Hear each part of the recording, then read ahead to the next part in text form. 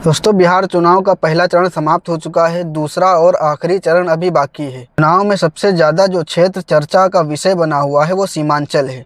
वहां पर एनडीए, महागठबंधन और एमआईएम पार्टी अपना जोर आजमा रही है।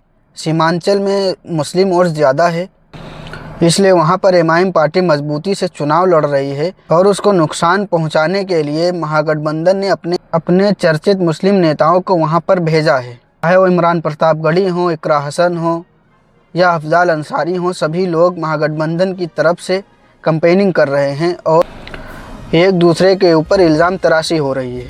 अब देखना यह है कि वहां से कितनी सीटें किसको मिलती हैं और कौन वहां से बढ़त बनाता है। वहां का मुसलमान किसकी तरफ झुकता है, ये तो 14 तारीख को ही पता चलेगा। कांग्रेस पार्टी के राज्यसभा सांसद इमरान प्रतापगढ़ी कुछ ज़्यादा ही एमआईएम पार्टी और असदुद्दीन ओवैसी साहब के ऊपर इल्ज़ाम तराशी का काम कर रहे हैं और ज़्यादा मुखर होकर बोल रहे हैं। यहाँ तक कि असदुद्दीन ओवैसी साहब के ऊपर यह भी इल्ज़ाम लगा दिया कि वो जिस हेलीकॉप्टर से आ रहे हैं उसमें जो तेल पड़ रहा है वो मुसलमानों के पैसों से पड़ रहा है। इस तरह से वह क़यादत खड़ी करेंगे। चाहे एमआईएम के उम्मीदवार का मामला हो, जो एक हिंदू उम्मीदवार बनाए गए हैं जिनका नाम राणा रणजीत सिंह है, उनके भाई बीजेपी में है, तो इसको लेकर भी इमरान प्रतापगढ़ी एमआईएम के ऊपर हमलावर हैं। अगर इमरान प्रतापगढ़ी का रोल देखा जाए तो ये उसके लिए कैंपेनिंग कर रहे हैं, उसके लिए प्रचार और प्रसार कर रहे हैं जिसने कश्मीर के कठुआ में जब 8 साल की बच्ची के साथ रेप होता है तो उसमें जो रेपिस्ट पकड़े जाते हैं उनके लिए जिस शख्स ने तिरंगा यात्रा निकाली थी, तिरंगा रैली निकाली थी, उसके लिए इमरान प्रतापगढ़ी वोट मांग रहे हैं। और एमआईएम के जो हिंदू उम्मीदवार हैं उनके ऊपर ये इल्ज़ाम लगा रहे हैं कि उनके भाई बीजेपी में हैं और एमआईएम ने उनको टिकट दिया है। लेकिन इमरान प्रतापगढ़ी ये भूल जाते हैं कि गांधी परिवार के खुद बीजेपी में शामिल होते हैं। समाजवादी पार्टी के कितने ही लोग बीजेपी में शामिल होते हैं। उन महागठबंधन की पार्टियों के कितने ही नेता बीजेपी में चले जाते हैं, ये सब इनको नहीं दिखता है। के ऊपर बिल्कुल सटीक बैठते हैं, वही इल्ज़ामात ये दूसरे के ऊपर लगा देते हैं। अब वहाँ पर ये बाहरी का नारा दे रहे हैं कि ये असदुद्दीन ओवैसी साहब बाहरी हैं, लेकिन जब ये यूपी में चुनाव होता है, सांसद का चुनाव लड़ते हैं तो मुरादाबाद में ये लड़ते हैं और ये रहने वाले प्रतापगढ़ के हैं, तो क्या ये बाहरी नहीं हुए थे?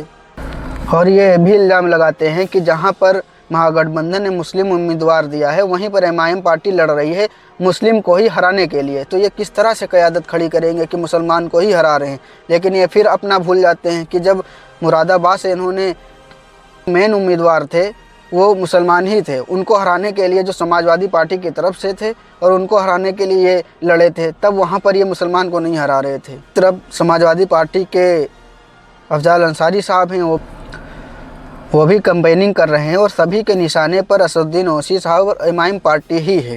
कह रहे हैं कि जितने विधायक इनके एमआईएम पार्टी में हैं उससे ज़्यादा विधायक तो हमारे परिवार में हो चुके हैं। ये भूल जाते हैं कि एमआईएम पार्टी के जो विधायक होंगे वो आज़ाद होंगे, वो मुसलमानों के मसले पर पूरी तरह से बोल सकते हैं, अपना पक्ष रख सकते हैं। लेकिन जो तुम्हारे विधायक होंगे वो आका के इजाज़त के बिना कुछ भी नहीं कर सकते। एक न्यूज़ ज़्यादा वायरल है कि जब 3 तलाक का मसला था तो एक मौलाना थे, उनको भी 3 तलाक के ऊपर बोलने नहीं दिया गया था। जब उनको एक आलिम होकर उनको नहीं बोलने दिया गया तो तुम्हारे पास चाहे विधायक 10 हों या 20 हों, जब आप मुखर होकर बोल ही नहीं सकते, आज़ादी ही नहीं है, तो ऐसे विधायक का करेंगे क्या?